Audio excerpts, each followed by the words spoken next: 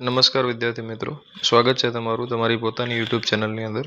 આજે આપણે ધોરણ 12 વિષય ગુજરાતી પાઠ 4 સત્યાગ્રહાશ્રમના સ્વાધ્યાયની સોલ્યુશન જોવાના છે.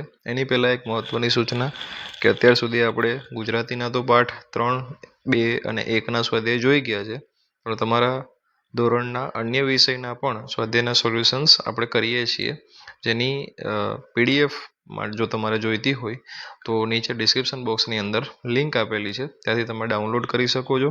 અને સાથે સાથે અમારી સાથે વોટ્સએપ ગ્રુપની અંદર જોડાવા માટે પણ લિંક આપેલી છે, જ્યાં ક્લિક કરી અને તમે અમારી સાથે આવા જ અવનવા વિડીયોઝ, એની પીડીએફ, સોલ્યુશન્સ મેળવી શકો છો. તો ચાલો આગળ જોઈએ આપણે પાઠ 4નું સ્વાધ્યાયનું સોલ્યુશન ધોરણ 12 વિષય ગુજરાતી.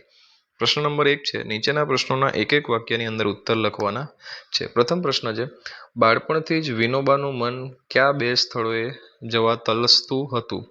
તો બંગાળ અને હિમાલય આવશે એમાં.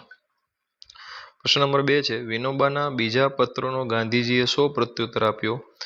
તો સમાધાન વાતોથી નહીં જીવનથી થશે, તમે અહીં આશ્રમમાં આવી થોડા દિવસ રહો, આવો પ્રત્યુત્તર આપ્યો. ત્રીજો પ્રશ્ન, ગાંધીજીના પ્રત્યુત્તરની કઈ વાત વિનોબાને સ્પર્શી ગઈ? સમાધાન વાતોથી નહીં જીવનથી થશે, એ વાત વિનોબાને સ્પર્શી ગઈ. પ્રશ્ન નંબર 2 છે, નીચેના પ્રશ્નોના 2-3 વાક્યમાં ઉત્તર લખો. જેમાં પ્રથમ પ્રશ્ન છે, કાશીમાં ગાંધીજીએ કયા વિષય પર ઐતિહાસિક ભાષણ કર્યું? અહિંસા વિષય પર. કયા વિષય પર? અહિંસા વિષય પર. ચાલો આગળ વધીએ. બીજો, શાક સમારતા સમારતા ગાંધીજીએ વિનોબાને શું કહ્યું? તમને જો અહીંની રહેણી કહેણી ગમતી હોય અને તારું જીવન જો તું સેવા કાર્યમાં લગાવવા માંગતો હો તો અહીં રહે, મને એથી ખુશી થશે. આગળ વધીને ગાંધીજીએ કહ્યું, પણ તમે થોડા માંદલા દેખાવ છો, આત્મજ્ઞાની કદી માંદો ન પડે. એનો જવાબ છે. પ્રશ્ન નંબર 3 છે, વિનોબાએ 1 વર્ષની રજા લીધી એ દરમિયાન કેવો ખોરાક લેવાનું રાખ્યું?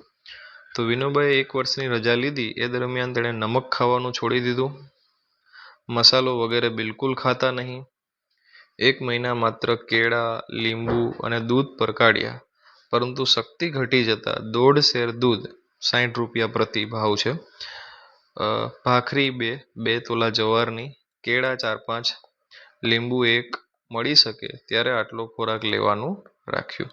પ્રશ્ન ક્રમાંક 3 છે, નીચેના પ્રશ્નોના સવિસ્તાર ઉત્તર આપો. 1 વર્ષની રજા લઈને વિનોબાએ કયા કાર્યો કરી બતાવ્યા? તો જે કંઈ કાર્યો કરી બતાવ્યા છે તે આપણે અહીંયા વર્ણવેલા છે. અહીંયા પૂરું થાય છે. પ્રશ્ન નંબર 2 છે, વિનોબાએ ગાંધીજીની કઈ રીતે કસોટી કરી? તે કસોટીમાં ગાંધીજી કઈ રીતે ખરા ઉતર્યા? આ એનો ઉત્તર છે.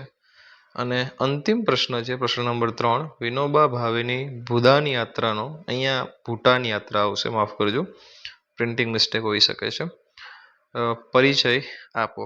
તો એ પરિચય અહીંયા તમારી સામે છે, બરાબર. અને સાથે સાથે આવા જ અવનવા વિડીયોઝ અન્ય વિષયના પણ જોવા માટે અમારી સાથે જોડાયેલા રહો. ચેનલને લાઈક કરો.